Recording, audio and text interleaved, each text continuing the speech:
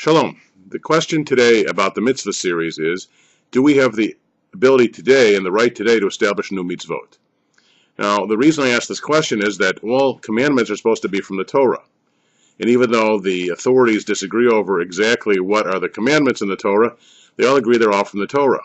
However, when we say the bracha for lighting candles, we say, Asher kitshanu b'mitzvotav v'tzivanu lahadlik ner shel Chanukah. You sanctified us by your commandments and commanded us to kindle the lights of Chanukah. Now, Chanukah is not in the Torah. It's not even in the Bible, except a little bit in the book of Daniel, maybe. But it's not in the Bible. It's in the post-biblical literature, in the book of Maccabees, from the Apocrypha. So how can we say that we can't add mitzvot if the rabbis added the mitzvah of Chanukah, even though it's not from the Torah? Well, what mitzvot would you add today? Emil Fackenheim, a very prominent Toronto professor, said that after the Holocaust we should add the commandment, do not forget the Holocaust. And of course, two of the greatest and most important events in Jewish history, one horribly, horribly sad and one joyful, one the Holocaust and the other the establishment of the State of Israel, both occurred in the last 100 years, the last 60 years, and both are remarkable events. After 2,000 years, we finally have a Jewish state again. And we had the worst event in Jewish history, the Holocaust. Both happened in the last 60 years. Certainly those are remarkable enough to justify mitzvot. And now we have a very serious challenge of assimilation. Don't we need to add a new mitzvah of ways to deal with that, like saying it's a mitzvah to go to Jewish day school, it's a mitzvah to go to Camp Ramah or some other Jewish intensive camp system? Why can't we add new mitzvot? Well, we, in fact, have added new mitzvot. For example, on Yom HaAtzmaut, Israel Independence Day, we recite Hallel, and there's a bracha to Hallel now.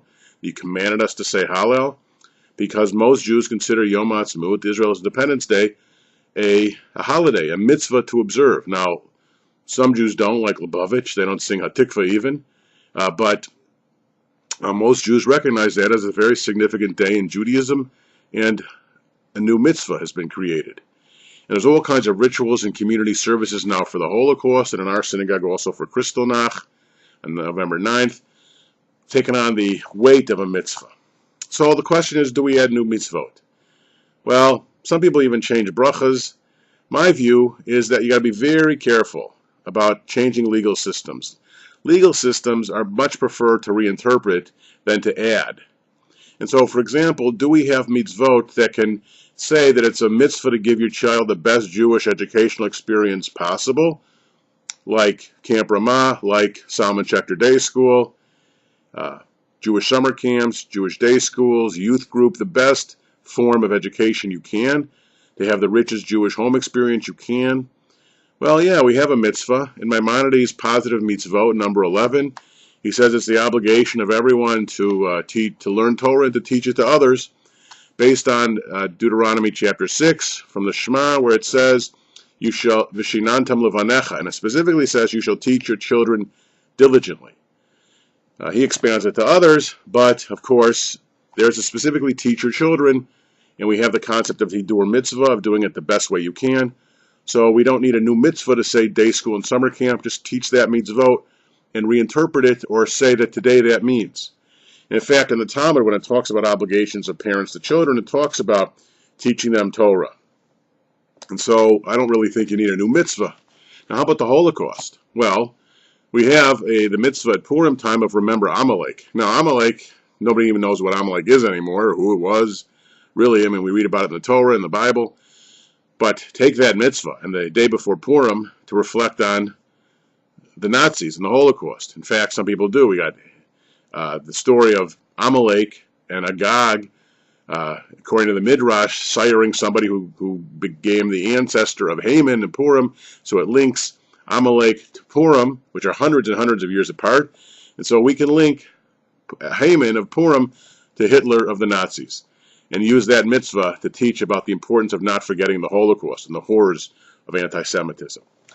What about the establishment of the State of Israel? Well, we have there a lot of stories, and we have mitzvot about pilgrimage to Israel, settling Israel.